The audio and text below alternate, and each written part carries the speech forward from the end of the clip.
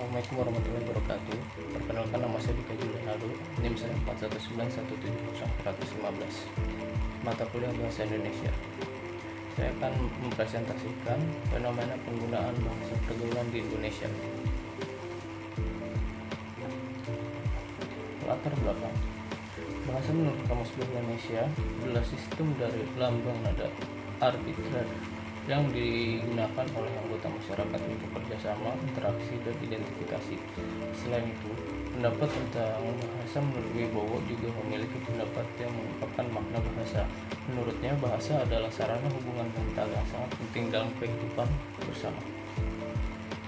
Menurut Mulyana, bahasa gaul adalah sejumlah kata antu istilah yang memiliki makna khusus, unik, menyimpang, atau bahkan kontradiktif bila digunakan oleh orang-orang dari budaya tertentu.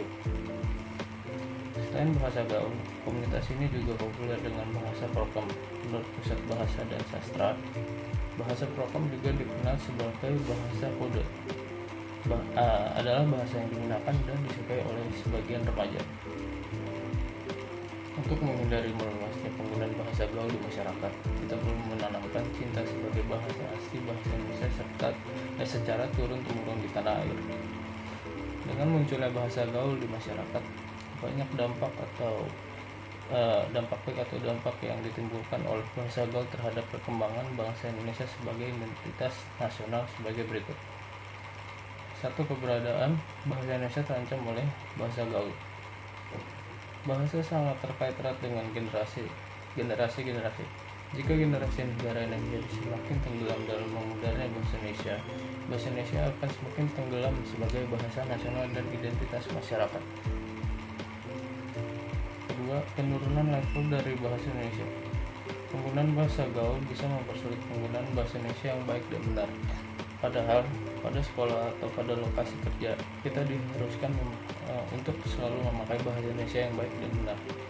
Tidak mungkin apabila pekerjaan rumah, ulangan, atau tugas sekolah dikerjakan menggunakan bahasa gaul.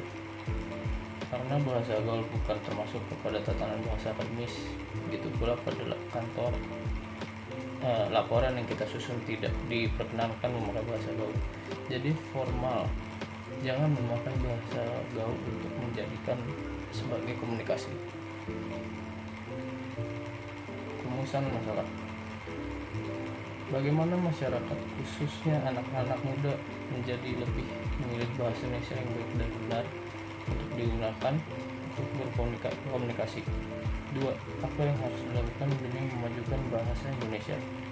3. Apa upaya yang harus dilakukan untuk melestarikan bahasa Indonesia dibandingkan bahasa gaul? Tujuan dari pembuatan makalah ini adalah untuk menemukan cara menyelesaikan masalah-masalah yang dituliskan di rumusan masalah. Karena anak muda di zaman sekarang lebih menggunakan bahasa gaul dibandingkan bahasa Indonesia, maka penulis mencari cara-cara untuk mengumpulkan ke dalam makalah ini menjadi satu.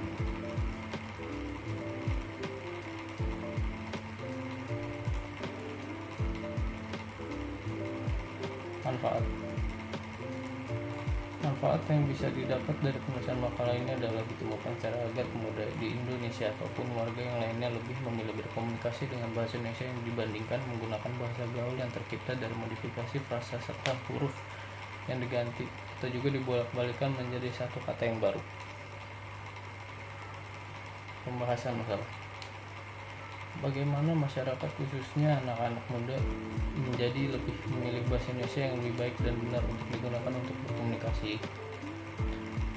Masyarakat Indonesia sendiri pun mulai pelan-pelan untuk mengurangi penggunaan bahasa gaul. Walaupun pelan-pelan, pasti lama-kelamaan akan terbiasa dengan menggunakan bahasa Indonesia. Yang kedua, apa yang harus dilakukan demi memajukan bahasa Indonesia?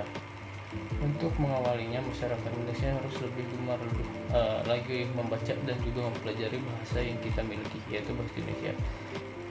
Bahasa Indonesia juga harus meminimalisir penggunaan bahasa asing dibandingkan bahasa Indonesia agar untuk memperkuat kebiasaan untuk menggunakan bahasa Indonesia. Yang ketiga, apa yang harus dilakukan untuk melestarikan bahasa Indonesia dibandingkan bahasa gaul? Para pemuda dan masyarakat Indonesia lainnya dianjurkan lebih banyak menulis dan membaca buku yang berbahasa Indonesia, karena dengan membaca buku berbahasa Indonesia, kita bisa mengetahui istilah baru maupun kosakata yang juga baru. Oke, untuk penutupnya, kesimpulan dari makalah ini adalah jika kita ingin mempertahankan bahasa Indonesia, kita harus lebih mempelajari lagi lebih dalam tentang bahasa yang sudah kita miliki sejak lama. Pemuda dan bangsa Indonesia juga harus lebih banyak membaca dan menulis dengan bahasa yang kita punya, yaitu bahasa Indonesia. Jika bangsa kita tidak menggunakan bahasa Indonesia sebagai bahasa yang kita gunakan sehari-hari, maka dikhawatirkan bahasa kita tidak akan terpakai lagi sebagaimana mestinya. Penduduk Indonesia lebih memilih menggunakan bahasa gaul dibandingkan bahasa resmi, yaitu bahasa Indonesia. Saran yang bisa penulis berikan adalah cintailah bahasa kita, yaitu bahasa Indonesia. Jadikan bahasa Indonesia sebagai identitas dari bangsa Indonesia. Oke, mungkin itu saja yang bisa saya sampaikan. Kurang lebihnya mohon dimaafkan. Wassalamualaikum warahmatullahi wabarakatuh.